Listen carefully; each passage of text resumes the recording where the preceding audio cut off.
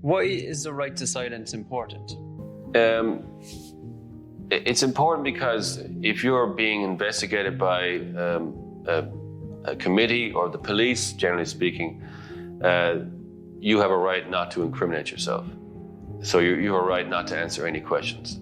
And this right is a kind of a sacrosanct right, and it's been preserved and defended for the last 300 or 400 years, even longer actually, I should say, across the democracies everywhere in the world, and in many other countries as well that are not democratic.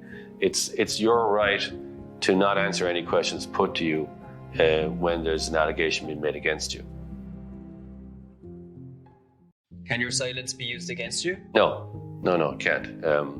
You often see in criminal trials where a person is under interview and the interview notes might be read out to the jury. But if the person invokes their right to silence and answers each question with no comment, no comment, no comment, that's not, the state are not entitled to draw any inferences from that. They can't say to the jury or to the judge that you can draw a negative inference that because this person wouldn't answer any questions. A person may refuse to answer questions for any number of different reasons, but it doesn't mean that they're guilty. Maybe they're paranoid, possibly, or they're upset, or they're scared. And all these things have been shown over the centuries to be reasons why people don't answer questions. But it's not an inference of guilt, and nothing can be inferred from that.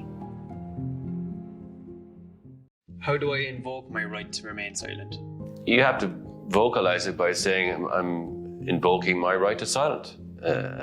As a citizen is entitled to do. And it's a constitutionally protected right. You'll sometimes see it at committee meetings in the House of Representatives, Senate meetings where corporations are brought before the Congress to answer questions like, Enron scandals, things like that, tax issues, pollution.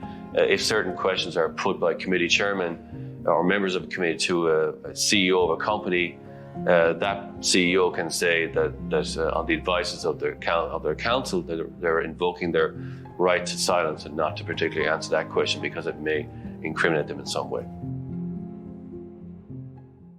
What is the right to silence? Right to silence is your right under the Constitution not to answer any questions put to you. It dates back like many hundreds of years to the 15th century to Edward Coke. He was a lawyer during the time of the monarchy, and at that time the monarchy had a right to command you to answer questions. There was the ecclesiastical courts in the UK. They could also launch inquiries against people, and if you didn't answer questions, it was deemed that you were guilty of an offence. And Edward Coke, is really the guy who's regarded by many as being the person who stood up, not just to the monarchy. They tried to buy him off, but he wouldn't be bought. He was too principled.